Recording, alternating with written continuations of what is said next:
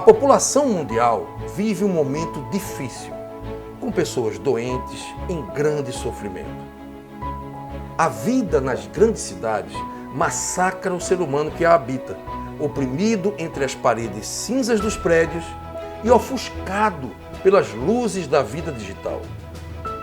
O estresse é um dos grandes causadores de doenças, retirando o ser humano de sua condição natural de alegria e felicidade. O estresse adoece o corpo, impede que a pessoa tenha qualidade de vida. Antigamente não tínhamos a tecnologia que temos hoje, mas a vida era bem mais tranquila. Os nossos avós comiam alimentos de melhor qualidade, dormiam mais cedo, andavam mais e eram mais magros. Não tínhamos o quadro epidêmico de obesidade que assola os dias atuais. Infelizmente, a qualidade do alimento consumido hoje é muito inferior ao do passado. As comidas estão carregadas de açúcar, glutamato monossódico, sal refinado, aditivos químicos, xenobióticos e outros venenos. As pessoas estão intoxicadas. O planeta está intoxicado. O organismo humano não foi confeccionado pela natureza para viver com tantas agressões. Por esse motivo, a pouca vitamina que ainda permanece no corpo é consumida pelo esforço do organismo em se manter com um mínimo de saúde. As pessoas estão deficientes em várias vitaminas, em vários minerais, principalmente após os 40 anos de idade. A boa notícia é que podemos suplementar, dar ao corpo as vitaminas que ele precisa, nutrindo cada célula com vigor e vitalidade. A suplementação inteligente corrige o grave problema nutricional que a humanidade tem hoje. Uma pessoa bem suplementada vai reagir melhor e conseguir manter uma saúde perfeita, mesmo diante de tantas agressões da vida moderna. Este módulo que agora inicia vai levar você a uma viagem para o conhecimento das vitaminas, em especial as vitaminas hidrossolúveis, que são tão necessárias para que possamos ter uma saúde incrível. Bem-vindo ao módulo 2 do curso de suplementação inteligente. Bom dia! Como vai você? Estamos aqui começando o módulo número 2. Você que já assistiu o módulo número 1, já está bem sabidinho em relação às questões da suplementação. Eu sou Marco Menelau, médico, escritor, cientista, e eu começo essa nova aula agora, que vai me ensinar os segredos das vitaminas. No módulo 1, eu acho que eu fiz um resumo para mostrar a vocês sobre fisiologia, sobre as patologias, sobre o quanto as células precisam das vitaminas, sobre o quanto as células precisam se nutrir com minerais, com os chamados micronutrientes. Isso foi muito importante para você perceber a importância fundamental da suplementação para você ter mais saúde. Agora, nós vamos estudar as vitaminas. Nós vamos ver cada uma delas em detalhes, vamos ensinar os segredos das vitaminas, como elas são importantes e o quanto a gente precisa suplementar, para que a gente possa ter uma saúde plena. Esse módulo dá uma aula específica sobre as vitaminas hidrossolúveis, porque as vitaminas são classificadas em dois tipos, vamos ver daqui um pouquinho os detalhes disso. Elas são classificadas em hidrossolúveis e lipossolúveis. As vitaminas hidrossolúveis são aquelas que se dissolvem em água. Hidro vem de água. Então você coloca essa vitamina na água, ela se dissolve. E por isso, ela mais facilmente é eliminada pela urina, pelo suor. Então, são vitaminas que geralmente você precisa consumir todos os dias. No módulo 3, que é o próximo módulo, nós vamos falar especificamente sobre as vitaminas lipossolúveis, que são aquelas que se dissolvem em gordura. Agora, vamos aprender quais as características principais das vitaminas e como elas impactam o funcionamento das células. A gente vai fazer uma viagem pelo mundo da bioquímica, entendendo cada uma das vitaminas e o quanto cada uma delas é importante para que nós possamos ter uma saúde fantástica. você também vai compreender que só com a alimentação comum, normal que nós temos no dia a dia, nós não conseguimos a quantidade de vitaminas que nós precisamos. Nosso corpo é muito carente em vitaminas, principalmente as que são desse módulo agora que começa, que são as hidrossolúveis. Elas são perdidas pelo suor, são perdidas na urina. Quando você consome, por exemplo, todos os dias, um medicamento diurético, você está perdendo as vitaminas hidrossolúveis. Isso é algo muito grave, inclusive. Por isso que eu sou contra o uso desses medicamentos diuréticos a longo prazo. Eles vão fazendo você perder as vitaminas hidrossolúveis. Então já está havendo deficiência, fica pior ainda. As vitaminas são micronutrientes abundantes na natureza e no interior de todos os seres vivos.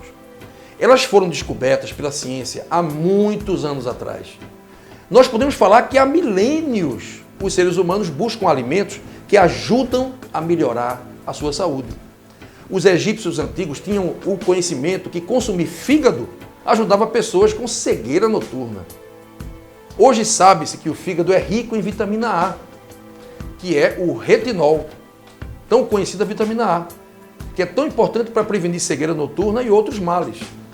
A partir de 1500, com as grandes navegações, nas quais os marinheiros ficavam dias e mais dias, gente, sem qualquer tipo de alimento fresco que tinha vitamina C, surgiram doenças carenciais, dentre elas o escorbuto, que é provocado pela falta de vitamina C.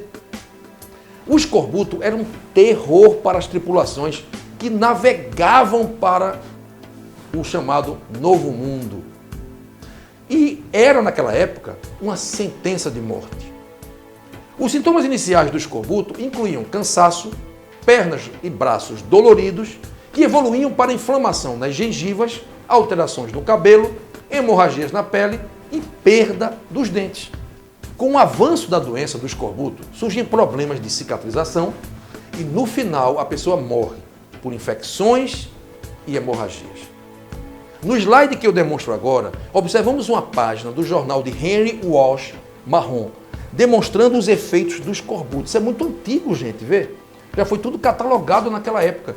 E era uma doença assustadora, porque o camarada saía lá da Europa, ia navegar, e não se sabia o porquê de que ele tinha aquela doença tão terrível que os dentes começavam a cair, ele sangrava por todos os lados e ele terminava morrendo. Morria e era uma coisa assustadora. Depois de muito tempo foi que se descobriu que era a falta de vitamina C, mas não se sabia na época. Esses desenhos foram feitos no tempo que esse camarada passou no navio Barrosa, e data de 1841, gente. Naquela época ainda não se sabia que o escorbuto ocorria por falta de vitamina C. Imagine quando era 1500, 1550, 1600.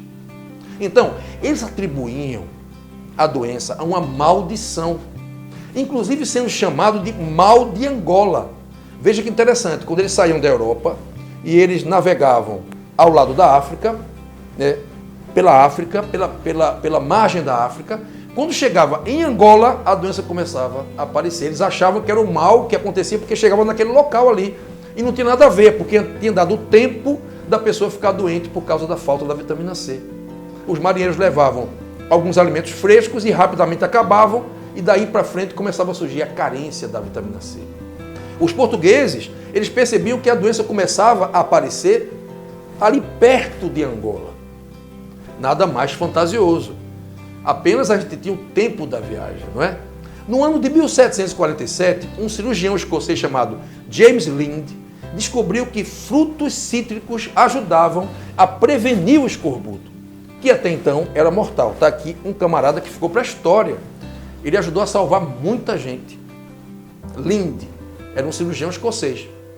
No ano de 1753, o Dr. Lind ele publicou um tratado, o Tratado sobre o Escorbuto, recomendando o consumo de limões e limas para os marinheiros em viagem, para prevenir a doença.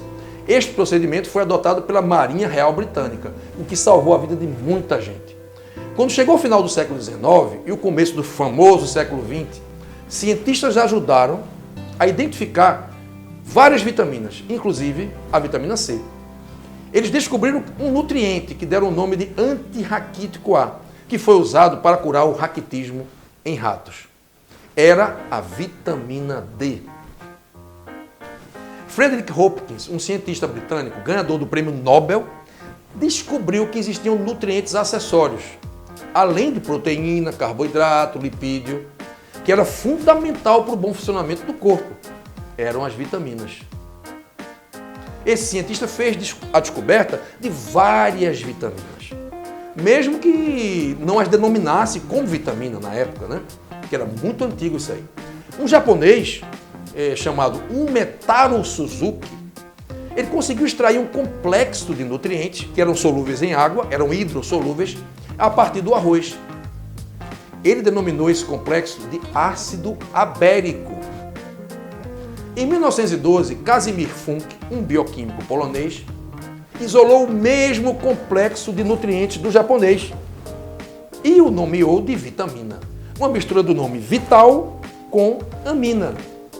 E aí fez essa combinação e até hoje esse nome ficou. O complexo, ele possuía aminas e por esse motivo veio esse nome. A palavra vitamina se popularizou entre os cientistas que já chamavam esses fatores acessórios. Na época de Hopkins, né, já era famoso, os fatores acessórios de Hopkins, começou a chamar eles também de vitaminas. Agora, nem todas as vitaminas eram aminas, mas mesmo assim o termo ganhou força e permaneceu até hoje. E você já nasceu conhecendo esse termo como vitamina.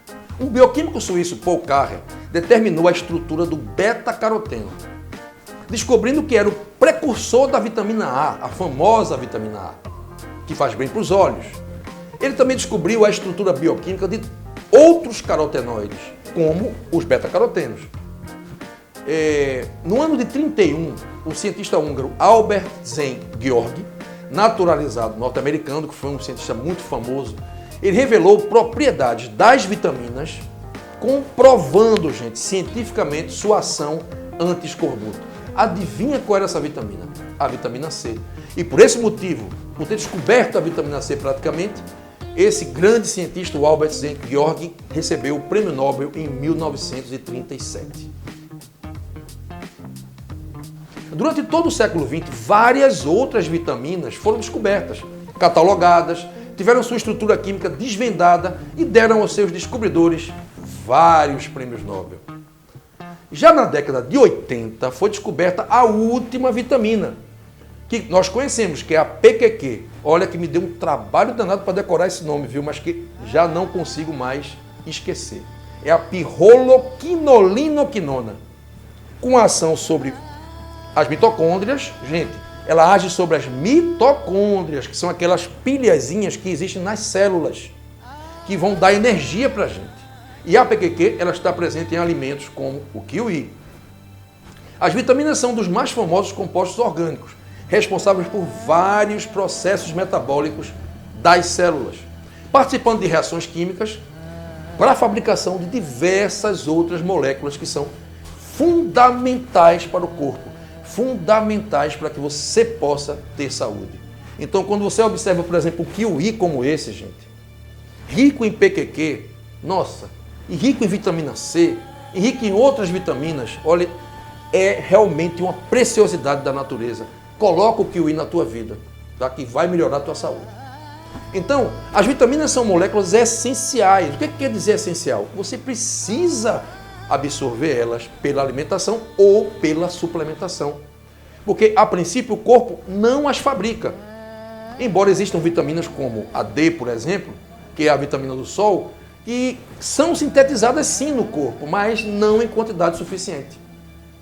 Na verdade, as células precisam das vitaminas para funcionar em 100% da sua eficácia, para que possam cumprir sua função dentro do organismo. Sua ausência ou insuficiência na dieta provoca síndromes específicas que os médicos já conhecem. Infelizmente, a medicina tradicional só reconhece uma deficiência quando ela chega ao ponto de provocar um grande problema, uma doença muito grave. Mas só que nós, médicos funcionais, já reconhecemos uma deficiência que causa vários problemas que abre as portas para várias doenças, mesmo que não sejam graves, no futuro terminam sendo graves. Então não precisa você ter uma deficiência total para que você possa agir fazendo uma suplementação. Esse é o ideal, é você não esperar ficar numa ausência total da vitamina para poder fazer alguma coisa. Se está deficiente, deve suplementar. Deve suplementar. A maioria dos médicos da medicina tradicional subestimam o poder preventivo das vitaminas sobre as doenças. Os médicos, eles subestimam o poder curativo e preventivo da suplementação. Quando são questionados pelos seus pacientes quanto ao uso das vitaminas, emitem geralmente um sonoro não. É óbvio que existem exceções, claro. E muitas vezes eles falam das vitaminas com desdém, como se fosse algo que não tem o menor valor científico. Eles falam com desdém e descrença sobre o poder das vitaminas. A medicina funcional já consegue detectar e atuar sobre uma leve deficiência. É isso que é importante. Por que é que eu tenho que deixar o meu paciente deficiente de uma vitamina, mesmo que essa deficiência seja pouca? Por quê?